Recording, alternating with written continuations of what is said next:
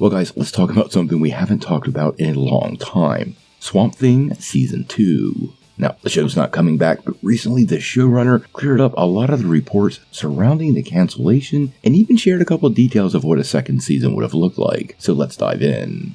Now, before we do that though, make sure you hit the like and subscribe button and ring that bell for all the updates. We do daily Marvel and DC videos, and we want to be your place for all the superhero news, but we're going to bring it to you truthfully and transparently so you are in the know. Well, if you guys remember back when the DC Universe was a streaming platform, one of the shows that was really popular with fans was Swamp Thing. The show itself met great critical and fan response, and we all had high hopes for Alex Holland's story continue over multiple seasons, and maybe even manifest some characters from the Justice League Dark. Heck, we got Madame Xanadu and Blue Devil before the end of the first season, so DC's supernatural world was shaping up rather lovely. Now, instead, Swamp Thing was cancelled out of nowhere, and there were a ton of reports about why this happened. A lot of them focused on the show being too expensive, and when it came time to change locations, well, the general story was it wasn't going to be cost effective to rebuild some of those amazing sets. Now, recently the team over at Multiverse of Color sat down with Swamp Thing showrunner Mark Verheiden and talked a little bit about why the show got the plug pulled so quickly, and he really clarified some of the rumors.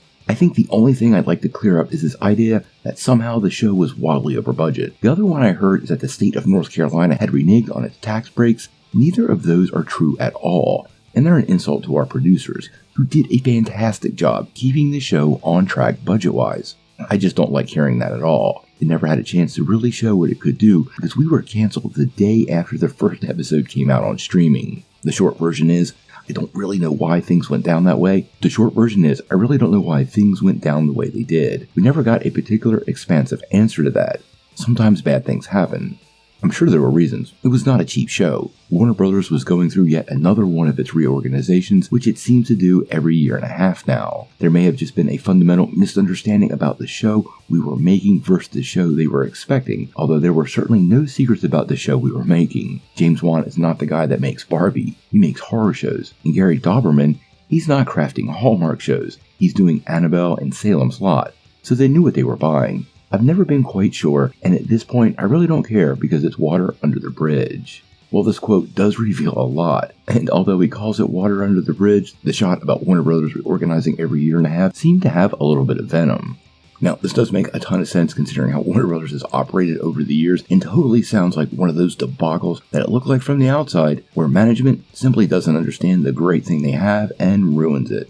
Now, one of the other things Warner Brothers management really kind of leaned on many shows with was how certain characters were off limits, and there were characters for Swamp Thing that were. He actually confirmed that Constantine was a no-go, but did focus a little bit on the future of the show, and it seemed like he was pretty open to the idea. He said, quite frankly, we were building up to a new big bad who was sort of the big bad of the comics. We were going to do a story involving Arcane, this very dark presence in the Swamp Thing universe. Obviously, we didn't get to do that. In terms of Justice League Dark or any of that stuff, we heard rumors like anybody else, but it had nothing to do with us or me in any way in terms of what we would think of or do.